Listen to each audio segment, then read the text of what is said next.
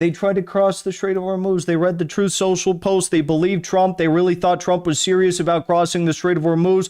And then boom, boom, Indian oil tanker fired upon by IRGC Navy gunboats and forced to turn around after attempting to cross the Strait of Hormuz without Iranian approval. Sepa Navy.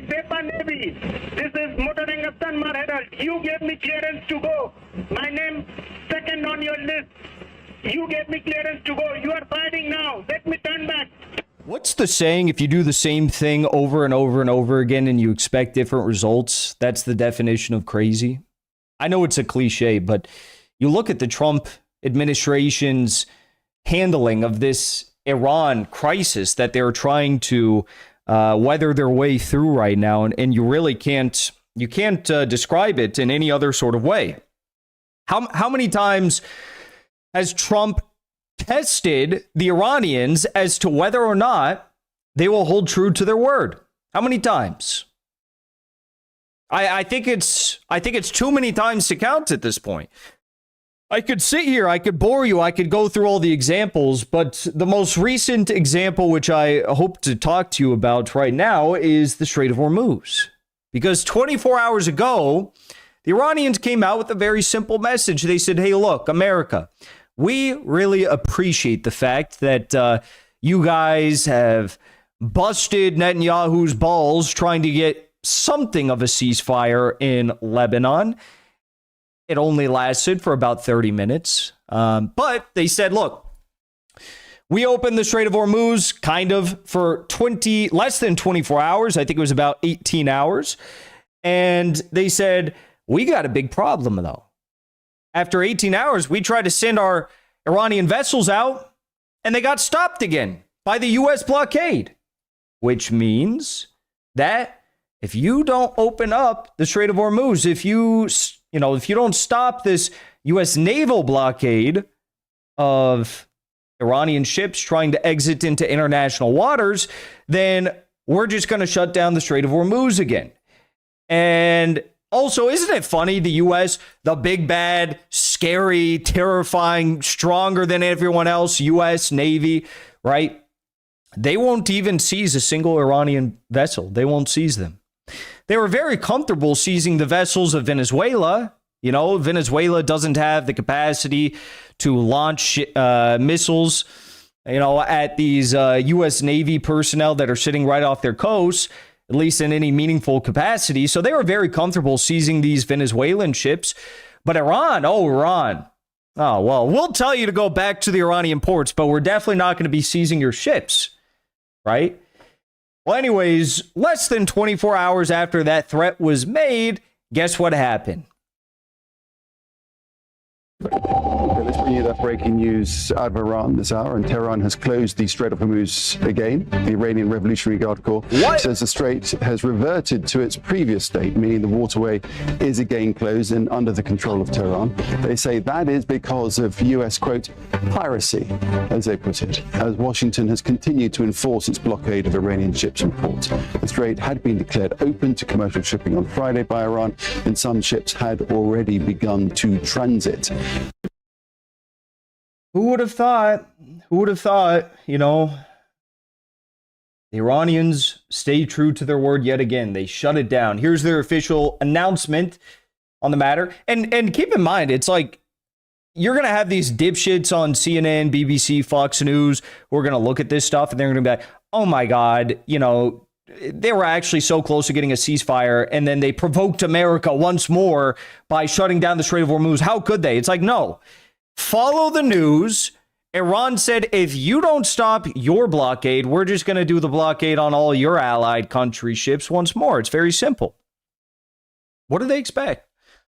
Unfortunately, the Americans, with their repeated record of breaching promises, continue to engage in piracy and banditry under the guise of a so-called blockade. For this reason, control of the Strait of Hormuz has returned to its previous state, and this strategic waterway remains under the strict management and control of the armed forces.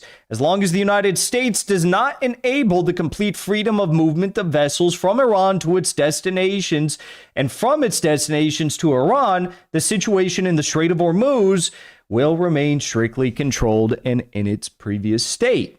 Well, there was two tankers today, two genius crews of Indian seamen who decided that, President Trump says that we can cross. President Trump, I just checked his Truth Social post. He said we can cross the Strait of Hormuz.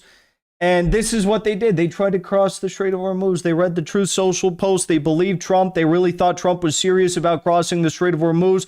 And then boom, boom, Indian oil tanker fired upon by IRGC Navy gunboats and forced to turn around after attempting to cross the Strait of Hormuz without Iranian approval.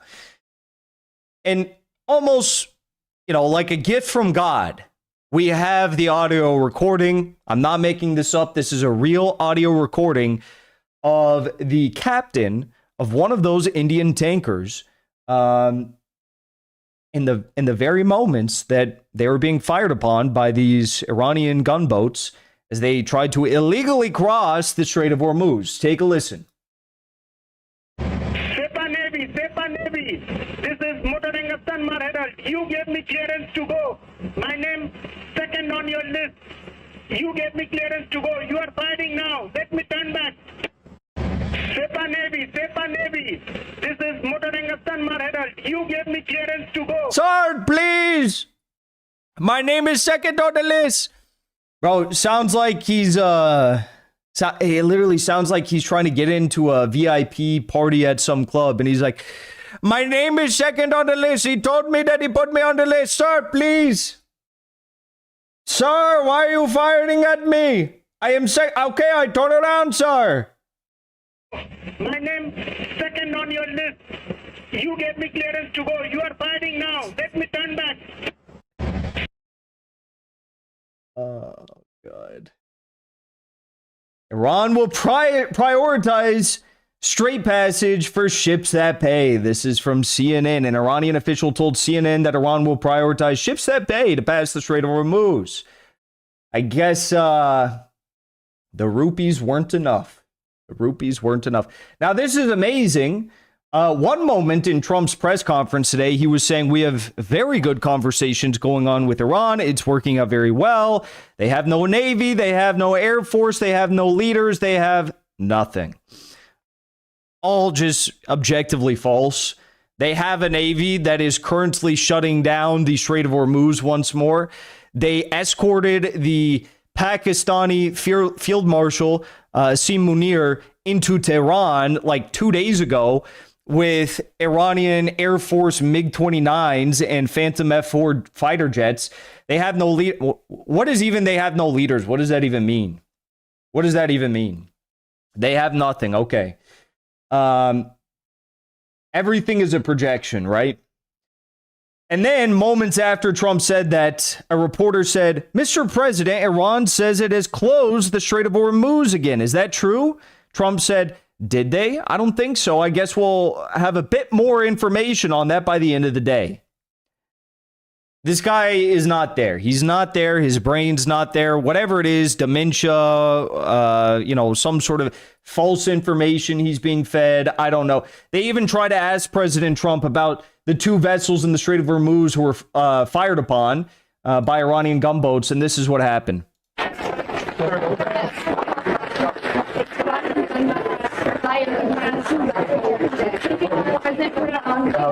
Thank you very much. Thank you, guys. Time to get out. No questions about Iran. He has no idea what's going on. And also, like, as if the U.S. naval blockade wasn't enough, right? Israel violated the Lebanon ceasefire 8 times in only 30 minutes. They're blowing up hospitals. They sieged the city of Bin Jebel. They're, I saw one of the craziest videos I've seen. There was a young Lebanese man in his car. As I understand it, he was driving back to the south of Lebanon. He was in the passenger seat, and Israeli, intelligence, military intelligence, whatever it was, they called him and they said, would you rather die alone or would you rather die with your family in the car? And they hung up, and he got out of his car. He ran out of his car, and someone was filming from behind. and then you just hear a big explosion, and he was killed in a drone strike. So that's what they're doing. You know, in the middle of this 10-day ceasefire, that's what they're doing. This is a hospital in Tebnin, southern Lebanon, which was hit in a direct airstrike amid the new ceasefire. And also, it's not just Lebanon, it's not just the U.S. blockade. Iran also was, you know, Trump was on this crazy, that's why I didn't even stream yesterday, because Trump was on this like crazy Truth Social rampage where he was just tweeting out of his ass every 5 minutes. I think he put out like 100 posts yesterday, and he was just tweeting out the craziest stuff. He claimed that Iran had agreed to give up their highly enriched uranium and their nuclear dust. They keep calling nuclear dust. I don't even know what that's referring to. But I guess Trump claims that the B-2 bombers in the 12-day war blew up the highly enriched uranium, which even Israel disputes that. And because of that, there's like enriched uranium dust at the bottom of a blown up, nuclear facility in Iran. Make of that what you will. But anyways, Trump claims that he's going to be getting that back. And the Iranians agreed to that. And then the Iranians immediately came out and they're like, none of what the Americans have said regarding the uranium is acceptable. Iran's enriched uranium will not be transferred to any place under any circumstance. Just like Iran's soil is considered sacred to us, this matter is also sacred to us. Reporter asked, so you completely deny this possibility? They said this possibility has never been raised by Iran, not even once. There was also an interesting tweet yesterday. Axios was reporting that Trump was entertaining some deal to give the Iranians $20 billion, and in return, they'd get the highly enriched uranium, which, like, that's a terrible deal. That money would be gone in like a year or two. And we're talking about the most like coveted prized possession that the U.S. wants to get their hands on in Iran. And for what? For a year, 2 years worth of, you know, a portion of the budget. It's ludicrous. But anyways, then Trump came out and was like, no, that's fake too. We're not going to be giving them any money. We're not going to be unfreezing any assets. We're not doing any of that. So, you know, there's literally nothing is going to happen. We're going back to war. I'm not a betting guy, but if I was, I would put all my money on the line that we're going back to war. I'm not a betting guy. Don't do that. Don't bet. Don't do that. Right? But if I was, I'd feel pretty confident